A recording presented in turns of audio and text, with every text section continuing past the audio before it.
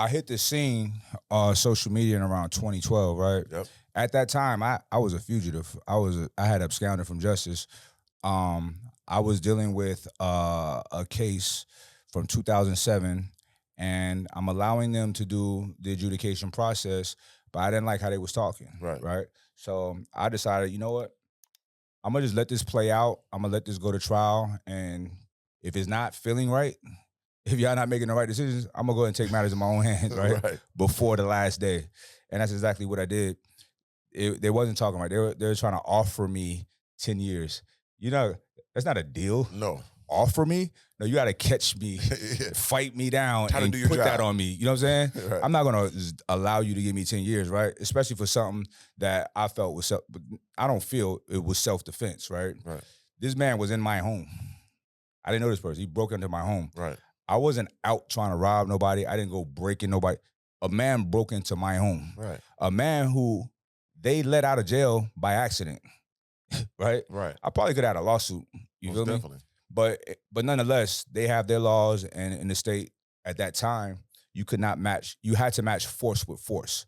So wherever y'all live at, be careful, because you think somebody breaking your house, you could just blast them. It's not always the case. However, universally, that is the case. I'm gonna say do it, but you might have to fight some legal repercussions, because they do have very specific laws in every state. Now, with that being said, I'm not a fugitive no more. I settled it. It's done. But nonetheless, as 2012 is when social media started really taking off. And at the time, I was working as a personal trainer. Like, I had to go through like having everything to losing it all, right? I had everything illegally though. So when I would start losing it, I'm like, well, what do you expect? You know? So I didn't cry about it. I just put laced up my boots and got to work.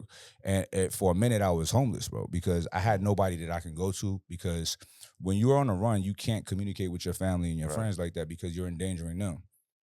Excuse me. And I had nothing. The money that I had saved at the time, I left with my kid's mom, right? Because I didn't know when I was going to be able to make money again. So I had to just figure it out. And I figured it out, you know? So while I was homeless, nobody knew, right? Still kept the haircut, kept clean, had a job at a gym.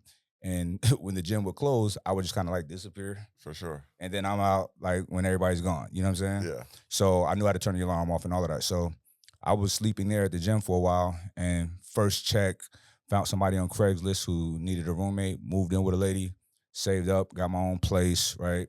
And from there, left the gym, went independent, right? Training my people independently to make more money, control that. And that was my entrepreneurial skills that I had acquired from before all of that. When I was in the streets, I was hustling, but I ran it like a business, like a legitimate business. So I learned a lot from that. Fast forward, during this time, social media for me was just going crazy. And initially, I wasn't putting myself on there because it would be kind of stupid to do. I was putting my clients on there, showing their progress, and it was helping me get a lot more clients, right? Every now and then, when you on the run, and time's going by and you live in a normal life, you feel like you ain't on the run sometimes. You start getting kind of delusional, like maybe they don't care. You know what I'm saying? So every now and then I put myself up there, and the content was just going crazy. So I'm like, dang, this is wild.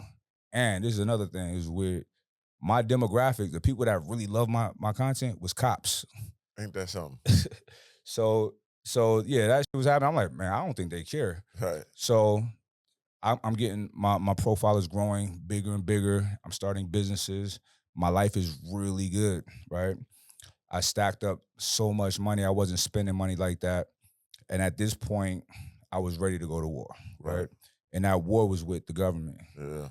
I had the resources now to hire the best attorney that I could find, right? And this guy that I hired was a legend. I knew about him before. I just couldn't afford him. And there's levels to criminal defense, because some guys, like I had 20 racks for the first one. That's not gonna get you much. Big dog, Nah, man. So this is a good, hardworking dude. But he has no relationships, he has no connections, and he don't invoke fear when he walks in the courtroom. My guy, Mr. Russo, invokes fear. Right? Shout out to Russo. Shout out to Russo. I call him like the Mike Rashid of like law, right? Bro, my first day in court with him, he made me feel like I had to fight these bullies and he's my big brother, and he got me. That's what I felt. If I would have went to prison at the end of that adjudication, at least I wouldn't have been stressed out during the process because he was so confident and so assertive. Right. You know what I'm saying? So, make a long story short, he got the case thrown out. He got everything beat, right? Nice.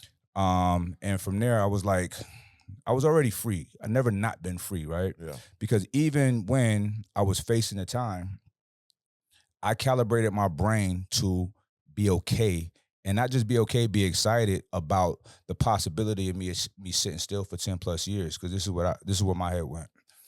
I have the money and the type of mentality to run wherever I'm going to be at, right? Definitely. I know how to move with respect and honor. So it's not like, I know I'm going to be in a few battles, but it's not going to be crazy, right? Mm-hmm. I'm going to be going to bed early every night. I'm going to be studying in a way that I don't have time to study with right now, right? I'm going to be working out, eating good, whatever. I'm going to come out. Y'all think Malcolm X was a problem? Right. Wait till I get out. So I have my mind. That was my contingency plan on if I had to go to prison. Yeah. So I remained free this entire time. And that's what people got to understand. I call myself a God. You a God, right? Yeshua, y'all know him as Jesus. You know, people don't really know why he was killed, right? Yeah, break it down for him, Mike. He was killed because he stood against the religious factions at the time. That's the Jewish Pharisees and the Roman government. The Roman government was the occupiers of Palestine. Right. And that's where he's from. That's where he lived. And he was saying, I'm God. I am a God. And God is my father. And all of y'all are gods. Y'all have God potential. Right. They said, nah, get him out of here. So the religious factions got the government, which is the Romans, to kill him. Because he was empowering people. Right. He was speaking power to them, right? And they don't want that. They want people to be weak. Thanks. But what I just described about me calibrating my mind to use prison as to make it benefit me is exactly what being a God is about. Yeah, I believe that. Whatever situation you in, cool. It's a good situation. Make it good. So this is not a message that is it's counterintuitive to those so-called gatekeepers, right? They don't like that. They don't want people being strong, powerful, and united. They want people being weak, fearful, humble, and separated. You feel me? So that was my mission, bro. So, and here I am now. The fuel in which I burn to get to where I'm at, and I'm still going, comes from when I was homeless for that little short period of time. That discomfort that I felt from not having. Yeah. You feel me? It's very powerful. Like when you get to a place of have nowhere to go, is sink or swim, it shows you who you really are. It shows you a real periodic table of your greatness. 100%. People could talk about what they're going to do or how they're going to do it until it's right there in front of them. You have to make that decision. And I remember I was there at one point in time, like when I lived in Arizona, and I remember I was about to go to Arizona State and I dropped out and I was going, you know what I'm saying, doing shit I wasn't supposed to do. And I'm by myself. Everybody's gone. You know what I'm saying? And I got locked up.